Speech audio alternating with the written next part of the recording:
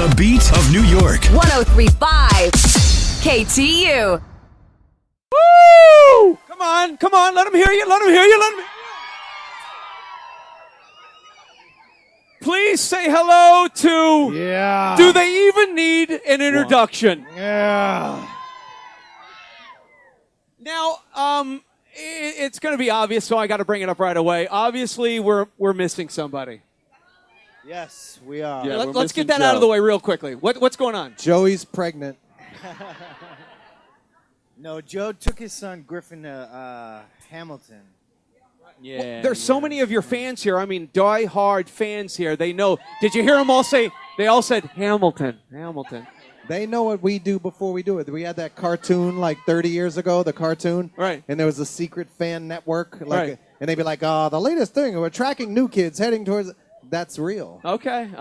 They know what we're thinking. I had the pleasure of being around in 1986. I was at KISS FM, and I was doing nights. And when you guys came on the scene in 1986, it was sheer pandemonium. Nobody had ever captured that since the Beatles. It was absolutely mayhem. Take us back. Mayhem. Take us back to the day. Donnie, take us back really quickly. Man, I'll tell you, one of the greatest moments we ever had was we got in a car in L.A. in a limo, and we had a couple hit records, Please Don't Go Girl, Right Stuff, I'll Be Loving You, and then we got in the car, and I think it was there was a top 10 countdown of most requested songs of the day. Right. And we were in the back of the limo, and we had been fighting with the record company to let Hangin' Tough be the fourth single. They were thinking something different, and we were like, no, Hangin' Tough is the anthem. And all of a sudden, we're just listening to the radio, and it said, Bobby Brown played or something, and it said, now the number one most requested song of the day. And it said, do-do-do, and Hangin' Tough started. And we were all in the limo, and we just went crazy. Right. And it's one of those moments, and we'd had hit records and stuff, but for whatever reason, that moment that Hangin' Tough played on the radio in L.A. in that car was just... And on KISS FM. On KISS FM. We went absolutely crazy, and we're celebrating in the back of the limo like you would see someone do the first time they heard the record on the radio. Yeah, it was amazing. A cool moment. Absolutely amazing. To this day, remember? But to this day, from you guys, then we transferred to, of course, NSYNC and the Backstreet Boys and stuff like that. Nobody still to this day has captured that craziness that you guys captured and still continue to do to this day. Amazing. They done their thing, but I think back in the day, there was just us, really. So we got like all of the attention. These days you can have multiple boy bands out all at the same time. So it is kind of the same, but not quite the same as it was when we came out. She just said it, and she's got the real answer. She said, "Those other bands don't have the fans that you have."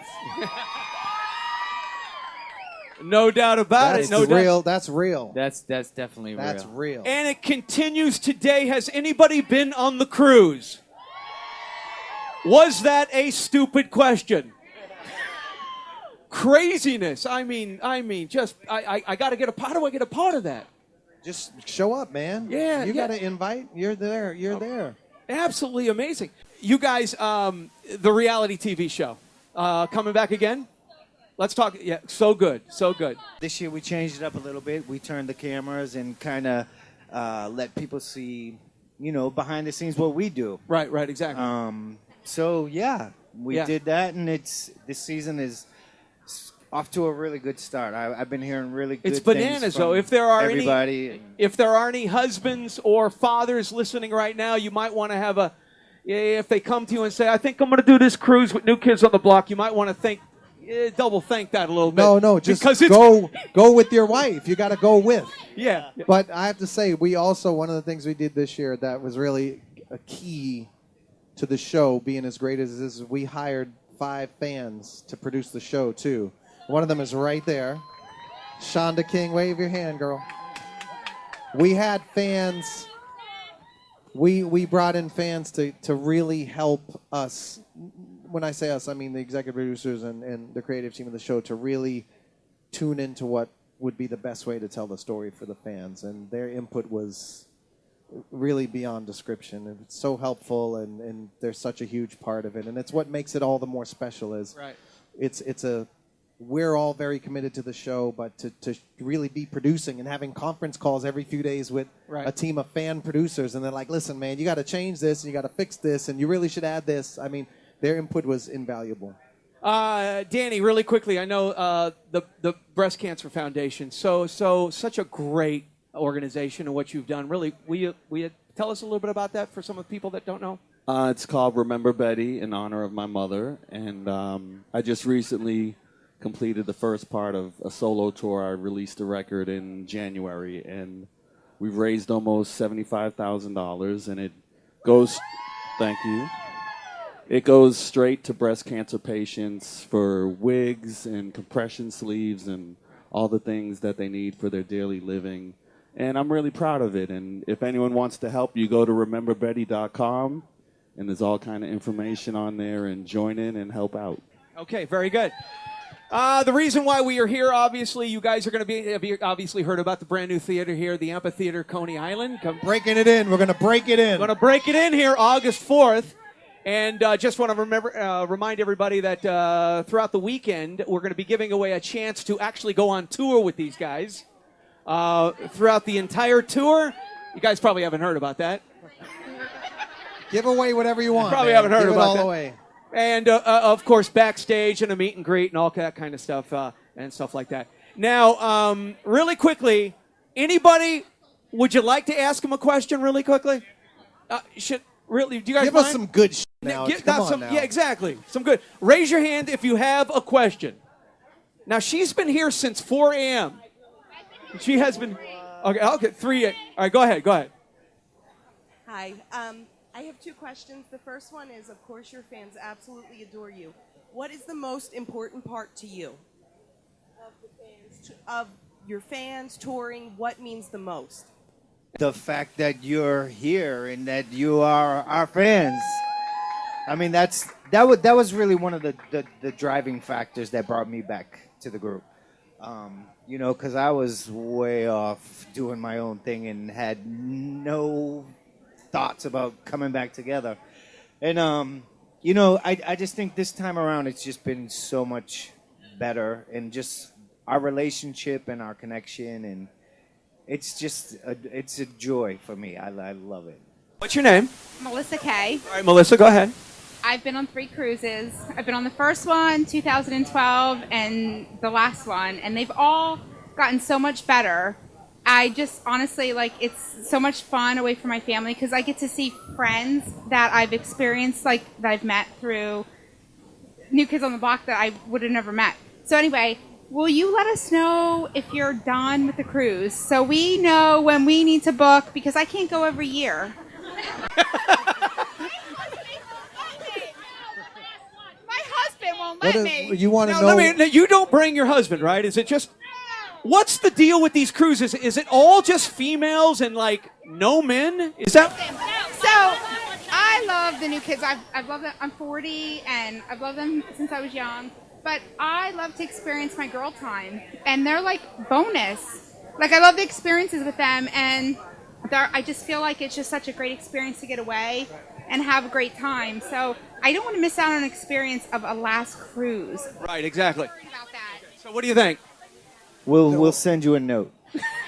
we take it 1 year at a time. So I don't know what to tell you. We take it 1 year at a time. There's number 8 coming up.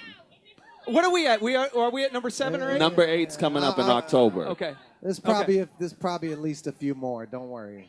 I think we got to get to 10, maybe, right? 10. Couple more questions. How good does it feel to be back in Coney Island since please? Whoa, Coney Island, Brooklyn! Oh my God, I love you. Where you from? Where are you from? She's from Nebraska. What do you mean? Where's she from? You know how it feels to be back in Brooklyn. Come on, 28 years ago, Joey was looking at a girl on the Wonder Wheel. Danny and Jordan was punching the muscle bag thing and going like this. Me and John were sick from that spinning thing that they took down and don't have no more. And now, 28 years later, we're all together at a restaurant Yeah, Wahlburgers. That we own with all of you guys. It's like a dream comes from one, you know. You watch that video, all the music, and you're like, one day I wish I could be a Coney. I wish I could be a Coney Island with them cute little hunky guys. All right, we have time for and one. Here we are. Here we are. Here we are. Here we are. I have a statement before my question. Statement before the question. When I saw Please Don't Go Girl and I grew up right here, I cried so much. Why are they right there? And I couldn't see them. I was hysterical. Anyway, I was 12. I cried my freaking eyes out, Donnie. I'm from Brooklyn, Donnie. You was there, I wasn't there. Fun for. Why you gotta make fun for? What do you mean? I'm from Bay Ridge. Danny Rag is from Bay Ridge. Funny. Oh, go ahead. My question is, how come you're not opening the Wahlburgers in Farmingdale on Long Island? Oh, come on. That's the last question? Really? Hold on. When your video came out, there I was. I was 8 years old. I lived 2 minutes from there, right here in Coney Island in Brooklyn. But why ain't you opening one in Long Island? I'm from Brooklyn. Oh. They're coming back August 4th, of course, Coney Island Amphitheater. Ladies and gentlemen, let's have one more great big hand for New Kids on the Block.